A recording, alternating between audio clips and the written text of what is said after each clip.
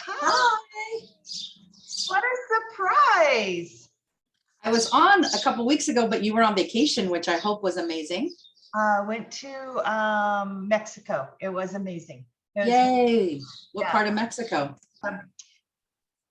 Sorry. Rocky had suggested to me, I was talking about this group and she had wanted to know how to manifest. You know, and it's an interesting question because a lot of you know how to do it, but you know, like me walking down the street and screaming at houses, I want you, I want you. I'm not sure that's the right way to do it. Plus I look ridiculous. So maybe today there's some of you I know, like Marie, you really work with vision boards and things like that. But if you guys that know how to manifest can teach us that don't, because Rocky, you weren't there last week, but we had Janet's niece who was here and helped us work on abundance and asking for financial abundance, you know, and so every day I'm out there going, this is my house, this is my house. And the people in front, you know, are calling the police and saying, take this crazy lady away. So maybe we can find a more subtle way to manifest. So we'll see. So let's see, we'll give everybody a few more minutes. We don't really have a meditation today, but Marilyn, I didn't know if when you did our prayer of protection, you might be able to just expand a little bit if it strikes you and hits you or whatever it does. Absolutely. Okay, great. And how is everybody? Everybody's good? Got Easter's coming up. Yes. Sita, you've been crazy remodeling your place. It's finally, you can walk through it and have a place to sit down now. Wow. I mean, and I've been to your house, so that's big. That's an accomplishment. Although you have that nice, like where you're sitting right now, you've got that nice area outside that's just so yeah, but this took all the stuff that was inside, so this was filled with stuff. Okay. This was filled with all the kitchen stuff, so it's musical rooms. Okay, but your kitchen's coming along? Yes. And I'll invite everybody over when it's done. I have my bags packed. Okay. Can't wait. We'll cook and eat. So everybody, I was really excited to see Erin here. I know you were graced with her presence not too long ago, but it just made me, it just felt like kind of a nice big complete circle this morning. So that's great. So again, we're just going to kind of open it up to discussion. Oh, we should talk about Janet's new grandbaby. She had a reveal, and I think Janet was in charge, and we're having a what, Janet? A boy, which I was sure it was a girl. So I'm now really questioning my intuition. And the crazy part is I knew what the baby was going to be. I was the only one. And I had said to Megan something about she, and then she was so mad at me because she thought I had revealed it way before. She didn't know, her husband didn't know. So she stomped off. This was like a week ago, because in my head, it's been a girl, even though I saw in writing, it's a boy. And so I tied the balloons to the dog. We were in the garage and we had pink and blue, but I tied the blue. And then there were 25 people in her backyard waiting for the balloons and the dog to run out. And so when she saw the blue balloons, she just started crying, and she and her husband were hugging, and it was very exciting. Oh, yeah. It's very exciting. Yeah, And the dog, I don't know anything about that. I don't think you should doubt yourself, Janet. I think it's just maybe that baby has more, I don't know, feminine. and that's what I started saying, and she got really like, "Mom, stop that," or whatever. But that might be because even Marilyn, you felt like it was a girl, and Lynn thought it was a girl, and we were all feeling this. And you did too, Ilona? So Janet, what I'm going to say is out there, they don't have a body, and you get a sense of their primary energy that they're coming in on, but they don't have a body. So you felt the feminine energy that's probably prevalent in that soul, but they inhabit the body that's created for them. So because I've done it a number of times where somebody's asked me, and I said, well, right now it feels feminine, but don't count on that, because it may be a feminine energy in a boy, or I feel masculine, it comes out as a girl. So It doesn't mean your intuition's off. It just means you experience them from different dimensions. Oh, that's good. I mean, I'm good with that. It's all going to be, just this whole process has been so amazing, going to Tijuana to get her IVF and back and forth. So it's been an amazing journey. Yeah. So, yeah, that's pretty cool. Multi-dimensional, Janet. I know. It's our goal, Rocky. That's what we want to do, be multi-dimensional. Sounds good. The challenge. Okay, why don't we, so again, I said that maybe we would talk about manifesting. So some of us that are not very knowledgeable on how to do that. So we'll let Marilyn do our protection prayer. And then, of course, if anything else is on anybody's mind, we can definitely chat about that too. Okay, Marilyn, all yours. Yeah. Get kind of comfy and take a deep breath. And feel the lungs expand and feel the energy expand. Just feel where your body is hitting the chair and feel how it supports you, and you can relax into it. We clothe ourselves in a robe of light composed of the love, the power, and the wisdom of divine consciousness. We wear it not only for our own protection, but also so that those who see it or come in contact with it will be drawn to divine consciousness and heal. Let the light surround us. Take in a soft breath. Let the light fill us up. Every breath is mouth to mouth with divine consciousness. Let it fill us up. Let it emanate from us and reflect back to each other and to all, and to bring light to all. And back to the source of light, as we remember that we are part of that source. Notice your breath. Notice how the heart feels. Allow any tension that you're holding in the shoulder blades or in the shoulders to fall back, as if you're a bird, and allowing the wings to fall back into place, the shoulder blades falling back into place so gently. You wouldn't see it from the outside, but you feel the shoulders opening up just a little.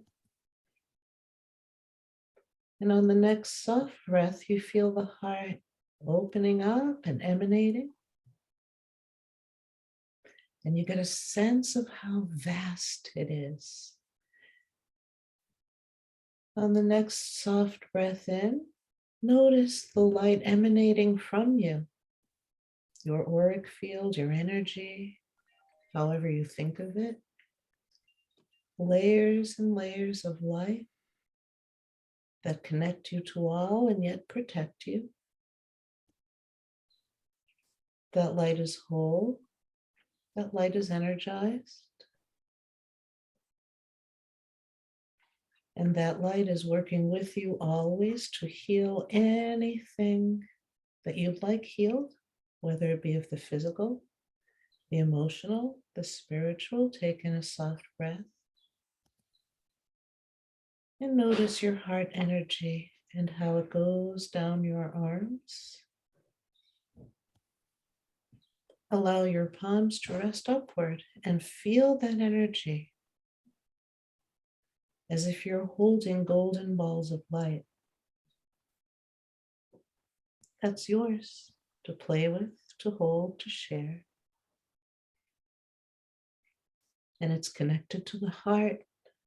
As you use that light, everything you put your hands to with compassion and integrity and love. Just take a couple of soft breaths in and out. On the next soft breath, feel the energy go all the way down into the stomach, into the spine, into the sit bones. And as you continue to breathe in and out, feel it filling the pelvis and going down the legs. feel how the soles of the feet feel rooted to the earth as support, feel rooted to our walk as we walk our walk and talk our talk and share with each other. As we thank our soul for our path that we're walking. And take a breath and just bask in the sweetness of this. And then you notice the light touching the top of your head. It's always been there.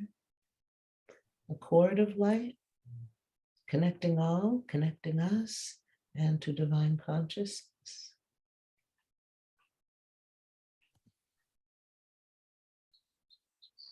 And feel that balance and sweetness of the light and the groundedness. And feel the back center spine relax with that. As we get ready for our day, for our Zoom,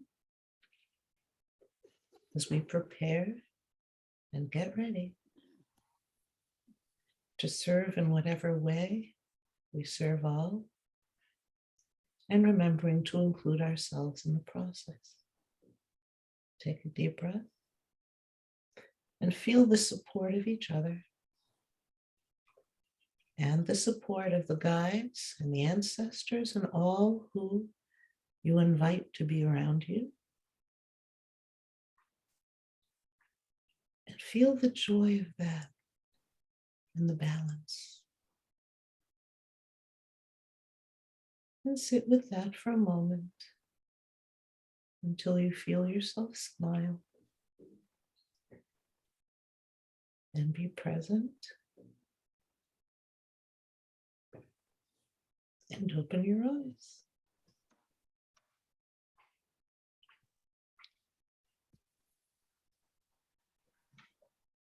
And there we go.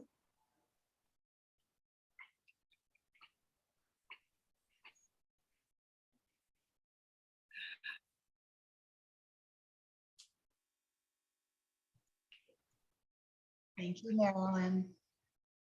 Hmm? Thank you, Marilyn. It's always such a nice, peaceful journey.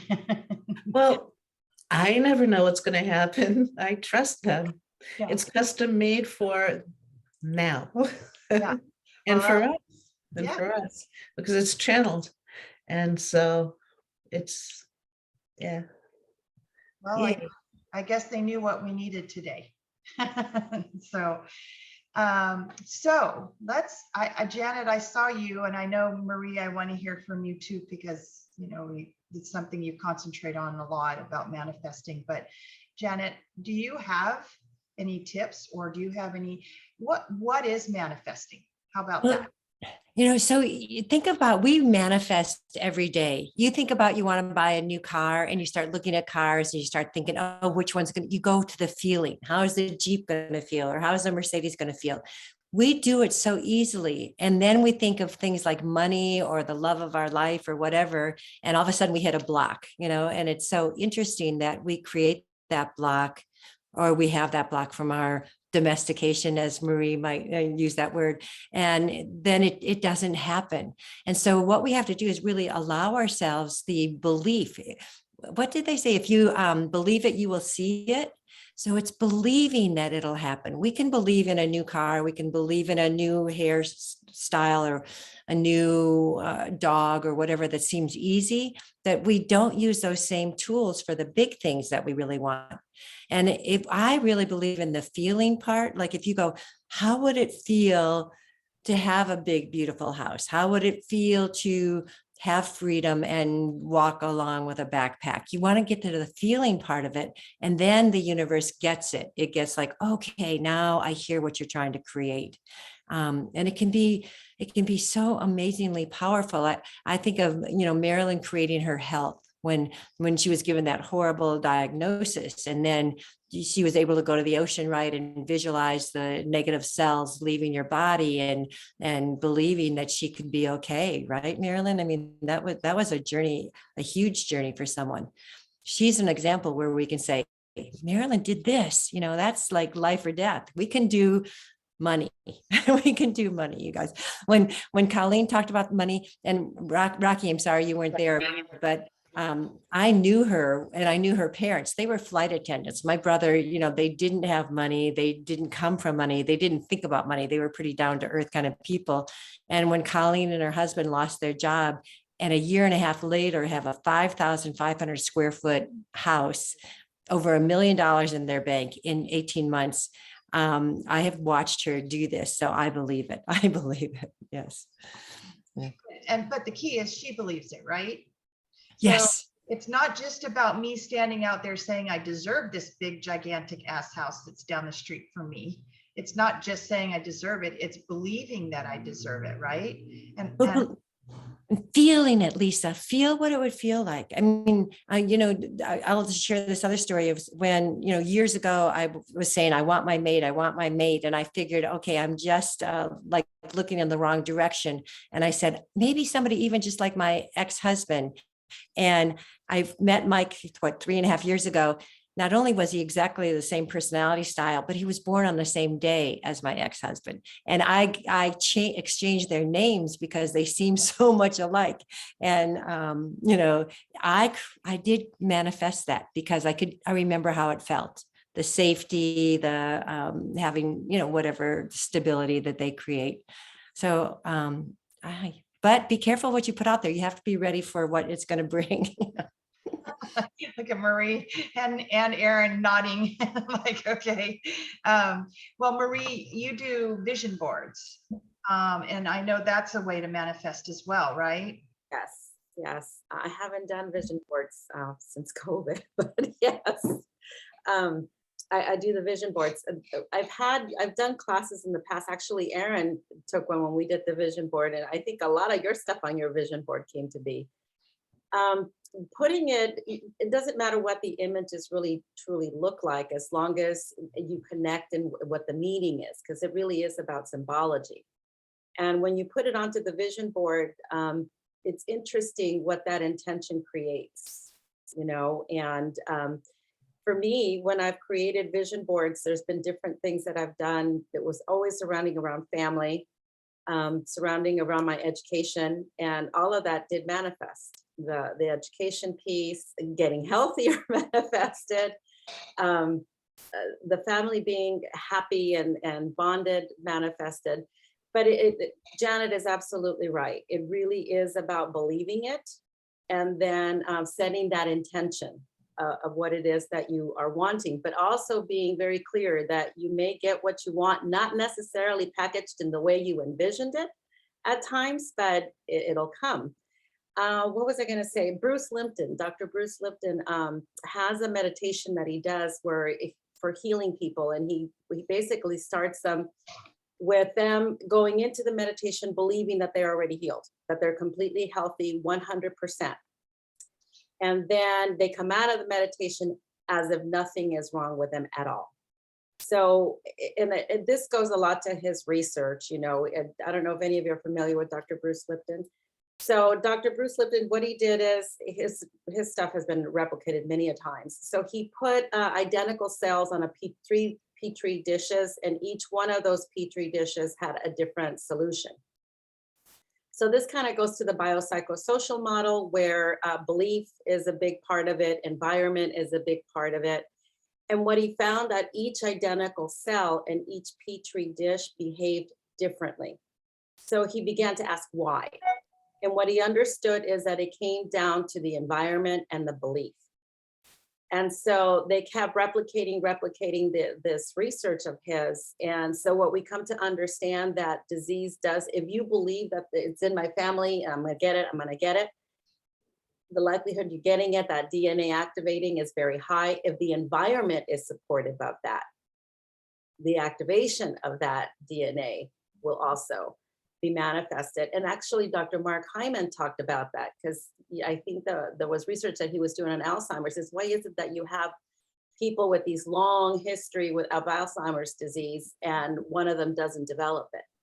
And when they look at it, it really comes down to their system of belief and the environment.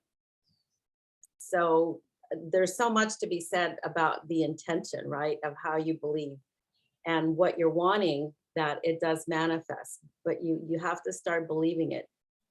Fake it till you make it kind of thing.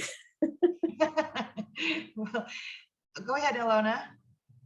So I was gonna just ask Rachel, what is she looking to manifest? So I just want to kind of figure out what it is that I'm meant to do. I feel like there's just so many possibility, and like the world's moving so fast and there's so many things going on that it's so hard for me to like focus on what I want to do for the rest of my life and like what I'm here for, my purpose. And so I guess I kind of just want to manifest some picture perfect career, something that I fit into, and something that'll just make me happy for the rest of my life.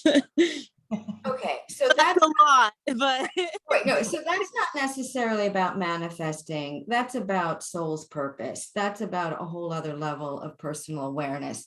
That's not just about manifesting something. And so what I'm going to add to Janet and Marie is more of a fifth dimensional understanding, because you could do vision boards up the wazoo and nothing will ever happen on certain levels. You can make $1 million or $1 billion and be miserable, or you can have $10,000 in the bank and that's all you have and be happy. So the question to me isn't about manifestation, it's about abundance and fulfillment. And when you really settle in to your soul's purpose, lessons, and desires, you're going to have a quality of life that is very beautiful, not necessarily worry-free completely, but extremely beautiful. And the heavens are not concerned about our wants. They don't give a flying fig about our wants. They will make sure that our needs are taken care of. From the heavens perspective, you get what you need to serve at your highest level of fulfillment. If that means that you need $1 billion to access power centers in the world to make changes in policies, then that's what you'll get. But if all you need is $100,000 to lead a beautiful life that's fulfilling and support your family and not overtax the environment, because all those wants are unnecessary for planetary demand, then that's where your perfect place is going to be.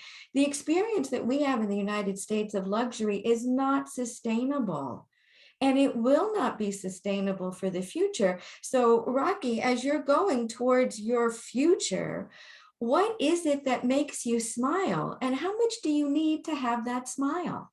Not how much other people tell you you need to have that smile, but how much you need to have that smile. And Janet, how you said every day we manifest. Every day your soul has your back one way or the other. It may not have your ego's back, and it doesn't care what your ego wants. But if you have food, shelter, clothing, love, and health, that's all you really need to be an abundant person. And the other thing about abundance is it can never be held. It can't be stuck in a bank account. Abundance is going to come in and it's going to flow through, and it's going to come out of others and it's going to flow through you. And we have such a programmed understanding of what that manifestation and abundance is, because we live in a capitalist country where it's all about freaking money. It's not about really being happy, being supported, being of service, and being connected. We have all the money we need in the United States of America to feed every child and homeless person. We just don't choose to do it. We don't, but we have it. It's all here. And so, as I look at all of you have been abundantly successful in the way that you've lived your lives. Are you struggling with certain things? Certainly you are, but abundance is the ability to struggle with abundance is the ability to navigate struggle so that you are victorious. That's abundance. If you can navigate any challenge and come out triumphant, you have made more money and more riches and more value in your experience of life than somebody who may have $100 million and has no idea how to navigate a challenge. And to do that with love, and to do that with joy, and to recognize that, you know, everyone here is a responsible, awakened person. We think about what we do. We consider the consequences of those actions. We look at what goodness means. That is a state of abundance that probably half of the world doesn't even have. And if we start from that position, then how we choose to move forward dramatically changes the way we understand personal wealth. And sorry, I just got really impassioned there now, didn't I? But Rocky, did that help you? No, that really did help. I didn't know I was gonna go there, but honestly, like that really kind of shed light to me, and I understand it more. It just kind of, it's harder when you're feeling kind of like the outside pressure from like others' perspectives. Like, yes, like I agree. Like I don't need much to make me happy, but it's then like the outside pressure that gets to you, and you're just like, well, do I need more? Do I need to go out there? And so you kind of go in this like weird headspace, and then like how to get out of it as well is also hard. And then I don't know. But yeah. Rocky, if it helps you any, I'm somebody that was gifted with lots and lots of talents. And I didn't know what the heck I was going to do, because any direction I would go, I just had a gift. And life constricted me, and I went straight into psychology, and I became a psychologist. And all the gifts that I have, I can apply them in what I do. But I literally spent years and years. I mean, I started off, when I went back to college, I started off in interior design. And then I found out like, oh, I hate sales. That's not my thing. I'm very creative with designing and wanting a nice home and all that stuff, but no, sales was not my thing. Then I went into legal studies, and I ended up getting into law school. And I discovered, oh, I'm really good at the law stuff, but I also recognized it wasn't filling my soul. So I ended up going back and doing a degree in psychology, and then another degree in psychology, and then another degree in psychology. And that's where my gift truly was. And I've used every bit of everything I've ever learned, and any gift I've ever had has been widely applied in the work that I do in helping others. And that absolutely fulfills me. So you never know. You know, you look like you're very young, so it'll come to you. Believe me, it will come to you. or not. I struggled with knowing what my calling was for years, even though I was doing a job that I was getting paid very well for. Not until I realized that what my calling is to help people. And that comes in many different forms. And to Marie's point, your gifts come and you use them. And so sometimes, based on the way that we're raised from a societal perspective or our families, we're looking for like this one thing to be able to do. And that's going to be the pinnacle. And then everybody will lay off of me, and all the money will come, and everything will flow as a result of that. And my experience has been the complete opposite. The money was there and everything else was there, but I wasn't personally satisfied until I started looking at things differently, and looking at, even in the corporate world where I wasn't necessarily happy, I was making a difference with those people that I interacted with. And then I had to peel back the onion and realize that I just needed to be who I was in every situation. And then those opportunities come, and then I'm able to help people. And, you know, I think you probably know where your comfort lies, and you probably already know what you're really good at. It's just, there may not be a specific job, or there may not be a specific title that has that, but you can do those things regardless of what you're doing, because those gifts are going to come through no matter what. Yeah. Wow. Oh, wow, Rocky. Love that. We're all set now. Yeah, love Go this. out. Sita, I see you over there. Did you have, oh, Sophia, did you want to say something? You're on mute, by the way, Sophia. You're on mute. Hear you. There. Sorry. I can't believe after all these years, like it's been years doing this, it's Yeah. still the mute thing. I just wanted to say to Erin that, you know, I wanted to say that what Erin said, I think was very wise. And you don't figure that out till later, but you can make that contribution that makes you feel good, no matter the setting, you know. And Erin, when you talked about your corporate job, that struck a chord with me because I had a corporate job for a number of years and I always thought I'm not a good fit. But looking back, I now talk to those people. It's been like 20 years, whatever, and you make a difference. You know, it's in individuals' lives. Like if I had Erin for my boss, you would have made a huge difference in my life. I could tell. And I think that shouldn't be minimized. There's not, you know, you don't have to be the next Tesla to make a real difference. And I really appreciate what you said, Erin. Thank you. I appreciate that. And did Sita, were you chomping at the bit to say something? I saw you keep doing this. And You know, I always think that I'm going to be quiet and then, okay, please let me talk. Well, I absolutely agree with what every single person has said. And I too, you know, I really thought I was going to have one career. I'm 71 now. I think that I have had 6 careers. And every single one, starting when I was 18 years old, I really was so into it. I thought it was going to be forever. Every single career. So what I wanted to add to this, and I mean, everybody is just so right on. What I wanted to add to this is that my experience has been a little bit different.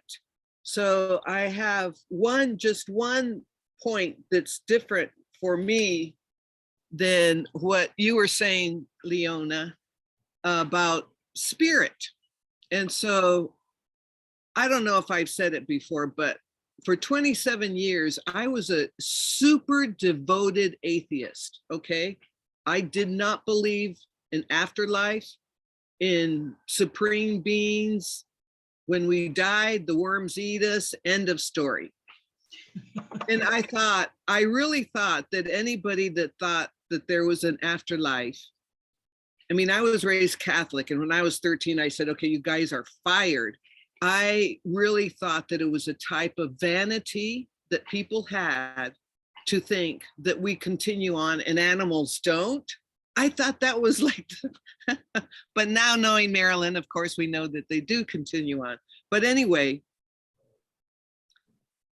my experience has been that spirit came down, slam, bam.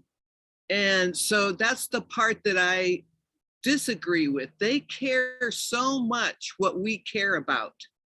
That has been my experience. And to me, it all has to do with intention. And if your intention is right on, those spirits are going to conspire.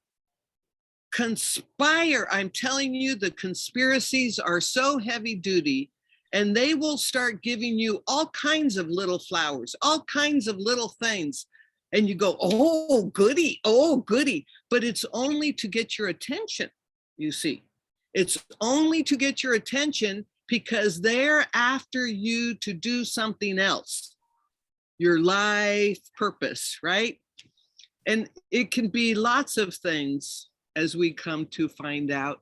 But anyway, what I want to add to what everybody is talking about is bringing in the word to emphasize intention. I just read this weekend on something about love. What is love? Love is a force. Okay, well, what about hate? Hate can be a force. So what it said very clearly, it is the intention. It is the intention that you put behind it. And that's what vibrates out of your body and into your aura field. And that's when you are going to really start manifesting. It's with your intention, and it has to be so authentic. And spirit knows any little tiny alternative motives that you may have. So you can't get away from it. You have to be so clear, such clarity. And I really believe that that's one thing that Colleen was really giving us. I mean, every single Saturday for 2 years, she drove around, took her kids and just started looking at those houses and just truly believing that she could be one of those people. And she just had that focus. You could say focus, intention. It's just a lot of integrity. So that's all. That was a lot. So I think we were saying the same thing, Sita. The words were a bit different, but I think we said exactly the same thing. But Okay. I am going to say that, you know, our souls are focused on getting us to awaken and to engage in empowered, enlightened behaviors. They don't pay attention to the other stuff that is useless in our brains and in our experiences. So the heavens are extremely efficient and effective. And so I would say, and so they definitely are devoted to our fulfillment and our development. But if I'm going to address this to Rocky again, I think, you know, when you're talking, if you link intention to that, Sita, Rocky, the intention can be simply show me the place of fulfillment where I can be as happy as the people I touch are by my presence, and support me. Yes. Make that happen. Yes. Right? You don't have to do all the thinking, but you do have to do the opening and then the recognizing and then the following up, because what you think it's going to look like is probably not how it's going to happen. It can be much more beautiful than you imagine. Okay, wow. The dog agrees. I don't know which dog that was, but the dog. Whose dog that was, but that dog is saying, me too, I agree. Sophia or Marilyn, either one of you wanted to speak next? I actually, if I may, Marilyn, is okay? Yeah, sure. Oh, okay. Yeah. Well, you know, I know it's not exactly on point, doesn't follow exactly from what Ilona's saying, although Ilona, that was very wise. You should just come and live with me. You know, Colleen, I wasn't able to stay on the call. I had a doctor call for my kid, the emergency, but I know I wasn't there for the beginning, and you touched on Colleen looking at houses for, you know, with intention, and I have a block. I have a block to the idea of abundance being material. You know, I like the spiritual aspects of it, but you know, I actually was in sales and did that for a while. You know, I was in PR, and those are things that's about outward stuff and that inward stuff. And so I could probably use a few bucks in my pocket, but I have a hard time approaching things from that perspective. And I hope somebody can talk to that, you know. I think, Sophia, we did talk a little bit about it when she was there, because, you know, it's the same. I feel guilty asking for this abundance. I feel guilty, you know, having more than the people around me. You know, but what she did say is, you look at it as, what more good can you do if you had access, say, financially, if you had more money could you do more to help people? Like my example was, I see people in need and I send $10 there and $25 there and $50 there, as much as my budget will allow. But, I really want to help everybody. And so the way she was helping me to get over that block was the fact that I could help more people if I was in a better position financially. So, but I'm the same way. I feel guilty about wanting more. I feel undeserving. I feel it's really not a good path. Whoa, Lisa, cancel those statements. No, Ilona, I don't, I'm just. She's over it. Example, I'm just saying an example. Don't even say those words anymore. Really. No, okay. I'm just trying to explain, set an example of what my experience and my mindset was. And then after last week, I felt, you know what, I've been thinking about this the wrong way. And so I kind of get it. But if anybody else wants to talk to what Sophia's asking, yeah, like Ilona, did you want to talk about that a little bit? The other thing that Colleen said was people are going to pay for what you're doing, but why don't they pay you? I mean, she was really matter of fact about it. People are going to pay for what you offer. Let them pay you because you're committed to really helping them. And the other thing is, and Sophia, I really get the abundance thing on all the other levels, because I'm saying I live a priceless life. If you don't look at my checkbook, I live a priceless life. And the other part of this that I don't talk about that often, because it's really out there and it's difficult for people to really get, there's karmic stuff from multiple lifetimes that have to be, ledgers have to be balanced. And so there are things that sometimes you're going to have to pay off from one life to another, that it doesn't matter how many prosperity programs you do, it's just not going to happen. But the same thing applies for abundance in health. There are people who come in and they're just going to be sick all their lives because that's the way they're paying off some really heavy duty debt, and they can have all the money in the world, but it's not going to make them healthy. So instead of keeping the abundance just focused on one level, just recognize that the money is just as important as the health, and that everything that flows with that abundance from a spiritual perspective, again, the heavens are going to provide the needs for you to fulfill yourself. And that includes money. It includes money. I like that. Both of you, wow, I wish you'd talked to me when I was 18. Well, but now maybe this will help Rocky. The other thing that I can say to you, Sophia, is for me, I was raised with a mentality of scarcity. And what I mean by that is my parents stressed over finances to the point of making it determined the mood of our house on a consistent basis. And so I was raised where if there was money in the bank account, then things were okay. Things were not as bad. But if there wasn't, then we all had to feel guilty. And my parents also immigrated here from another country. So there was this other layer of guilt that was placed on us about, well, you have so much, even though in relatively speaking, we really didn't, but compared to those that they left behind, we did. And so very young, I think I made this conscious decision where I said I wasn't going to live like them because it was miserable. So I did the other extreme where I made a lot of money and wasted a lot of money and spent money on frivolous things that today I wish I had not done, but I guess I needed to get through that. But I have also taught myself that there is nothing wrong with having X amount of money in the bank, because to Lisa's point, I'm going to do things that other people can't do with that money.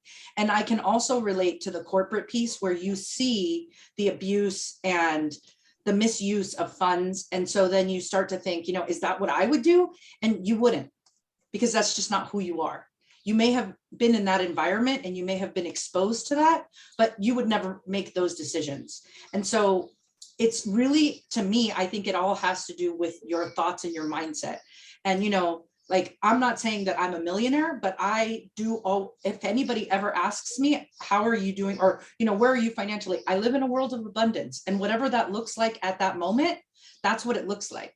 And you have to believe that that's what you're worthy of, because there are people that are good people that have an abundance of wealth, but also have an abundance of a lot of other things. And so you're just as deserving of that as anyone else.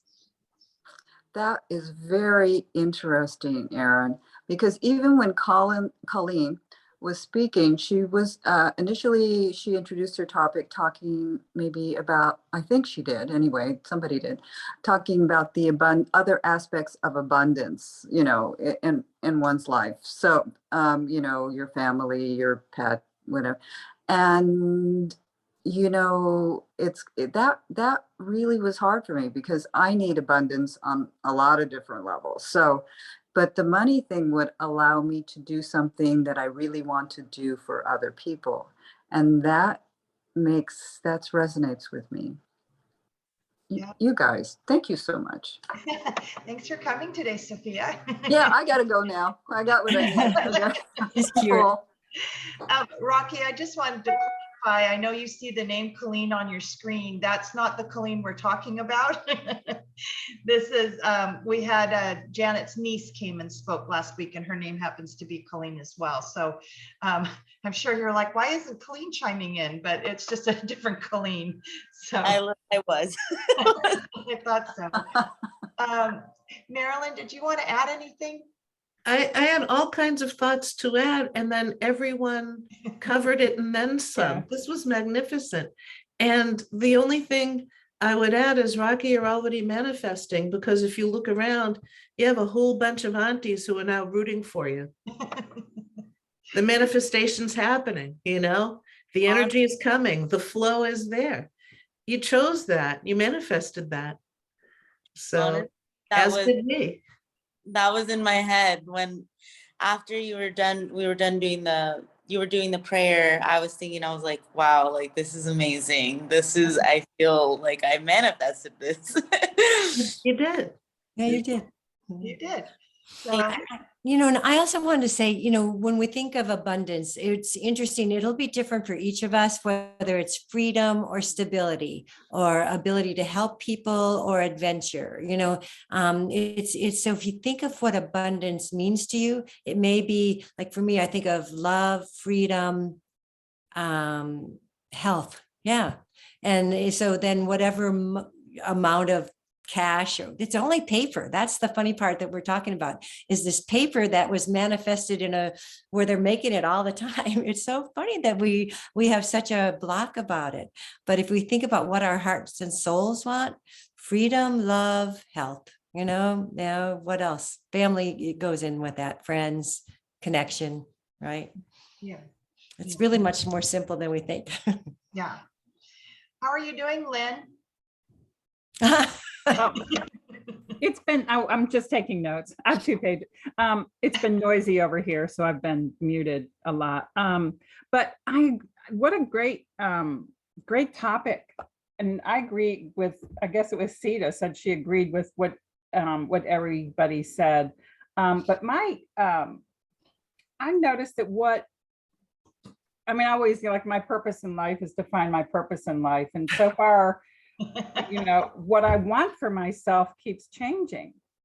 And so, you know, I always like envied and admired those people that knew when they were 4 years old that they wanted to be a doctor or a lawyer. It's like, yeah, I'm still not sure what I want to be. And, you know, so I finally, you know, I had decided, okay, you know, I waited on tables at the beach till I was 35. And then I thought, well, I really need to get a real job. So, you know, I moved to Texas, went back to school and got another degree and became a paralegal. And, you know, and I thought everything was great. I should be happy now. And that's when I crashed. It's like, oh, that, you know, my purpose in life was not to have a certain job. And so that's when I began my spiritual quest. And so my purpose in life for me turned out to be to learn to evolve myself as much as I could. And that changed. I mean, I kept the legal job, and I was able to explore many different things, many different spiritual paths, and along the way, I can't remember who, oh, it was Erin said that where, you know, whatever situation she was in, she found that, you know, she could help people. When I was in waiting on tables, I always got the crazy people that no one else would wait on, but you know, they found their way, you know, to me. And so I got the crazy people. And at work, if there was someone crazy at work, they'd find their way to my office. Like, I guess I take care of crazy people. My neighborhood, they're crazy on that side, they're crazy on that side. So I don't know if that's my life purpose, but you know, I find that I can, you know, really I want to help animals more than I want to help people, but you know, not having that one set carved in stone path has I think opens you to more experience and a richer, more varied life. And so now it's like, okay, I want to be, now that I'm retired, I want to be a marine biologist. I want to swim with dolphins for the rest of my life. I want to study whales. I want to study, you know, it's like, oh, I want to study French. I want to study you know, it's like, I can do, anyway, that's not abundance, but I guess that's my freedom now. And how do I evolve myself further? Yeah. That is abundance, Lynn. Don't say that isn't abundance. That's abundance. Yeah. And I don't think everybody has one purpose. We come here with lots of purposes and they play out at different times in our lives as we have the skills and abilities in which to actually fulfill them. So you don't have to stick yourself in a box. I mean, it's not worth it. You're much bigger than one box. Yeah. Wow, I like that. That was good. That's like I can see that too. And you know, I'm agreeing with what everybody's saying is you've you know what makes you happy. You just I don't know, you do any job that you do, like when I was selling diesel generators, you know, certainly didn't think that was going to be a career for me, but you know, it allowed me to connect with so many people in so many different ways and develop these relationships that I still have 20 years later that are fulfilling to me. So I guess we just don't, you just try it all, Rocky, just try it all. Yeah. Actually, my first therapist said that. She said it was because I'm like, wow, you know, I can't find my purpose. It was after I realized that being a paralegal was okay. I achieved that, and that's when I got scared. It's like, okay, I'm not okay on the planet right now. I've got to figure this out. And my very first therapy said it's trial and error. Try it. If you like it, great. If you don't like it, then, you know, try something else. And so that's always been real helpful to me, that one line. So I keep trying different things. And right now, birds make me really happy. And Francois Dubois, my beta fish. I have a beta fish. He speaks French. Things are happening over at Lynn's house, just in case anyone wanted to know. Right. I like it. Donna, I know you were just listening, but I didn't want to miss out on a chance to talk to you. How are you doing? I'm doing pretty good, and I agree with all of it. I came across this quote, I don't know, about a week ago, and it feels like something I wanted to share because it feels pertinent, because I too was like, I spent like my whole life, I'm 66 now, doing like trying to find the purpose. What is my you know, everything was about revolving around my purpose. And suddenly in the last couple of years, that just sort of has what had been a real driving, gnawing urgency, you know, this constant, like, I need to figure out what am I supposed to be doing with my life kind of thing. And it suddenly kind of leveled off. And I don't remember where I came across this, but it's by Adam Grant, and he's an organizational psychologist. And it says, big career decisions don't come with a map, but all you need is a compass. In an unpredictable world, you can't make a master plan. You can only gauge whether you're on a meaningful path. The right next move is the one that brings you closer to living your core values. And I think, no, you could put, you know, life purpose in place of big career decisions into that just as easily as almost anything else. And that had, you know, as a planner and a logistical kind of with a logistical kind of mindset, that's always been the, okay, how do I figure out what it is? And then how do I make a plan to get there? And the idea that really all I need to know about is what moves me closer to my core values is exciting and reassuring Yeah. at the same time. Wow, that quote is like tying a bow on this day, Donna. That was beautiful. Thank you very much. I'll put it in an email if you all want it. Yeah, because I couldn't write that fast. Yeah, me neither. Okay. Try. And Rocky, if you don't know, we record all of our things and then we put them on. We have a YouTube channel. We have a website as well, but I've been negligent. So everything for sure is current on the YouTube channel, and it's eye candy over on the website. So,